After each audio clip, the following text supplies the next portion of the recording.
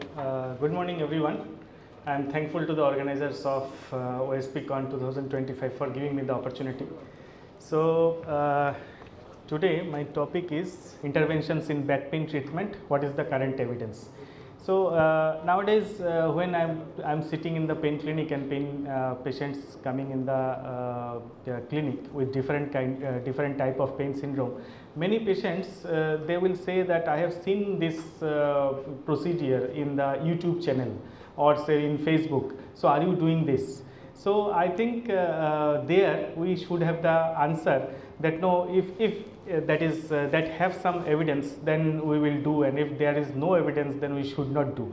Anything can be claimed by the company, anything can be claimed by general public, but we should not do without any evidence. Otherwise later if any complication or side effect occurs, then of course we cannot stand, we cannot say anything in our favor. So I tried to see what is the evidence in common papers, articles about the common procedures. I wanted to see. So actually there are multiple different organizations, and all the evidences or guidelines are not saying the same thing. So and those who are uncommon procedures, there we cannot get the guidelines even, because evidences are not adequate evidences are not accumulated. First evidences are accumulated, and based on that guidelines is given, and different organizations give different guidelines. So here the most common procedure is epidural steroid injection. Now epidural steroid, now two types, in two ways guidelines are given in the papers, in the literatures. One is that specifically procedure based guidelines or procedure based evidence. Okay.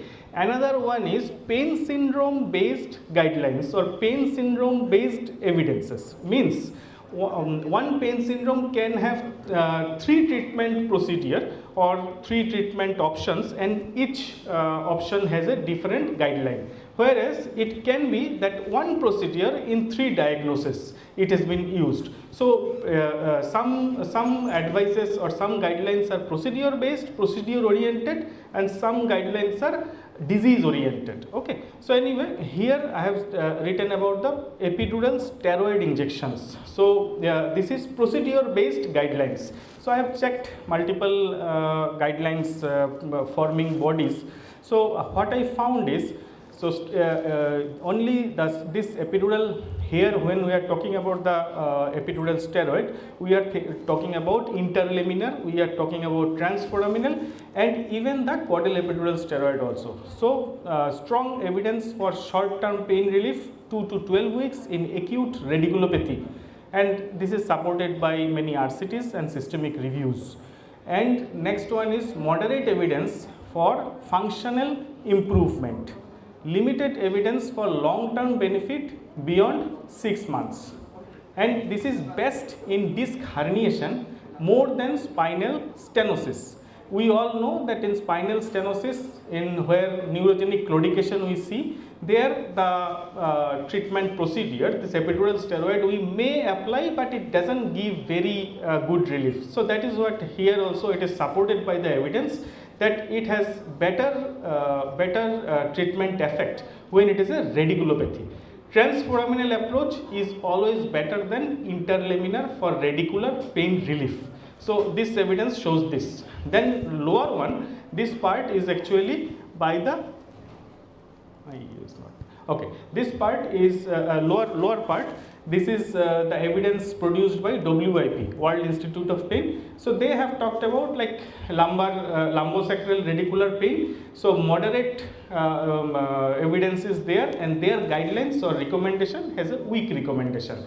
And epidural corticosteroid. So they have tried many. So in epidural corticosteroid, though the different approaches and different things also, different drugs also has been tried. So one thing in epidural TNF alpha inhibitors, these drugs, there are some literatures you should not use anymore, because this is weak against recommendation. This is a negative recommendation. Okay. References I got from these studies. So these are the recommendation source. Facet joint recommendation. So this is also a very common pain syndrome in lumbar when we talk about the low back pain. So facet joint intra-articular and medial branch intervention. So these two interventions we usually practice. Now evidence. So facet joint intra-articular evidence, weak evidence for sustained pain relief, not recommended as therapeutic alone. I mean that is true that now in our practice also we more prefer the medial branch treatment rather than going intra-articular. I mean, I don't know this, I mean, clinically saying that I think this comes from the, I mean, loss of specificity. When you give intra-articular, some drug is always, most of the time, some local anesthetic drug, it goes in the epidural area also. Then intra-articular injection produces positive result, and later when you are going for a definitive treatment, it may fail. So it is much better to go for medial branch block. So here good evidence as diagnostic screening before radiofrequency ablation. Dual diagnostic blocks improve specificity. Evidence level moderate evidence level, ASIPP, and this is North American Society. Radiofrequency ablation. This is also a procedure specific. Now I am talking about procedure specific guidelines. So multiple RCTs, it shows that significant pain relief up to 6 to 12 months. Clinically, I will say that even more duration of pain relief I have seen in the RFA ablation for facet pain. Improved function works best when dual median branch block positive, and it is a proper technique. We all know that if it is a we put the needle tip in parallel position, then it gives the, then it is the proper treatment. Sound is good. Okay, strongest evidence among spine intervention for chronic axial back pain. This is the strong evidence, and this lower part here I have written about the WIP recommendations. So here you also see that they have mainly here only very weak recommendations for radiofrequency treatment for medial branch. So and other pulsed radiofrequency have a negative recommendation. They do not give at all recommendations. So from this slide you can understand median branch intervention is best intervention as per evidence wise for facet joint pain. These are the sources for writing these guidelines. Sacroiliac joint intervention. So here evidence, this upper part is from WIP. So for sacroiliac joint pain, people have tried multiple different interventions. Here this guideline is for a single diagnosis, but different treatment modalities has been tried.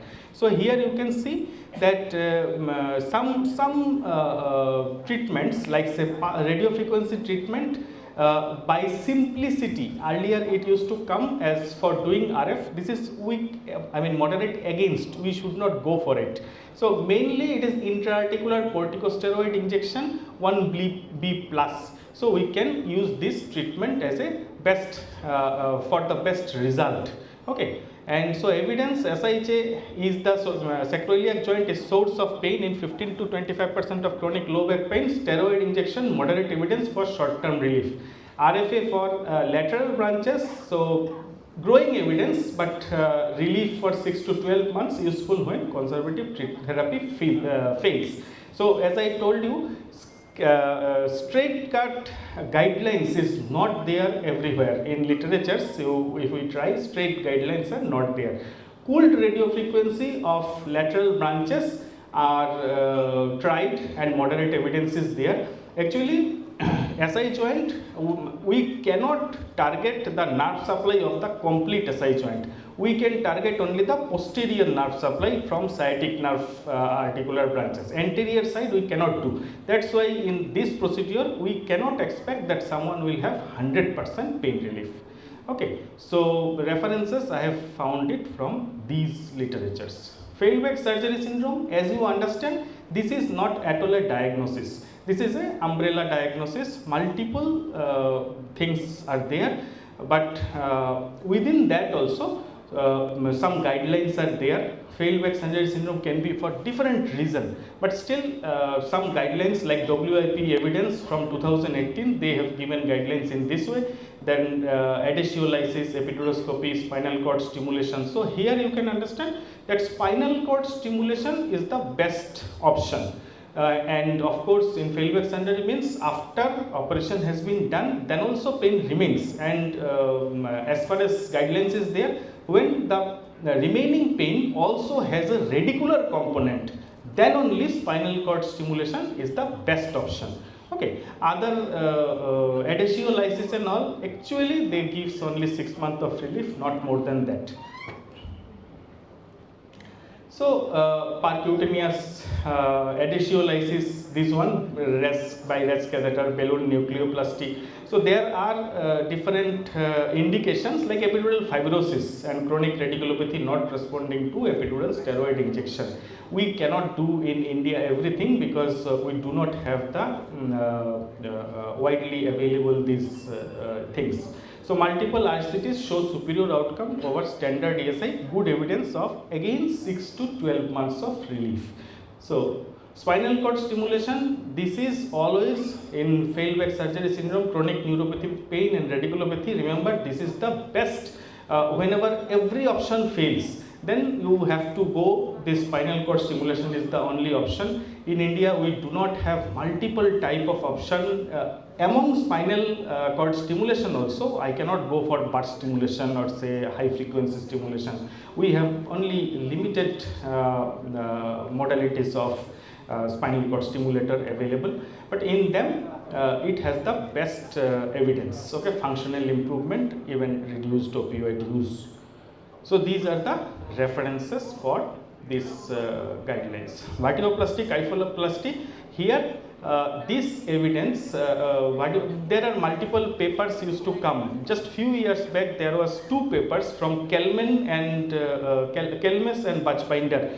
They told in the, they talked negatively actually about vertebroplasty, that it is not at all effective. It is like a sham procedure. In this way it was written. But then later multiple other evidences also came, and we know that vertebroplasty, as it is written, mixed evidence. But clinically always we see vertebroplasty has very good treatment effect. If selected, patient is selected correctly, vertebroplasty, kyphoplasty has a very good evidence. Evidence says kyphoplasty is a strong evidence for pain relief and vertebral height restoration, and kyphoplasty, and this vertebroplasty mixed evidence. Okay, so most guidelines support kyphoplasty for non-healing fractures with severe pain.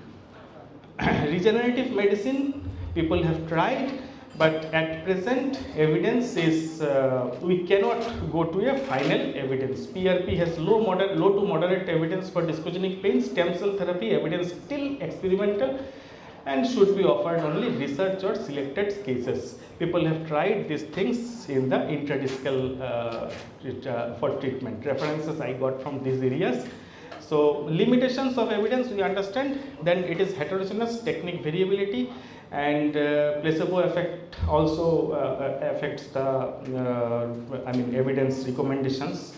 Many trials, short term, and need for standardized outcome measures. So take home message: best evidence exists for epidural steroid, facet RFA, SI joint RFA is not that much, but still adhesiolysis, for these are for 6 months only, and spinal cord stimulator for FBSS and neuropathic pain, these have the best evidence.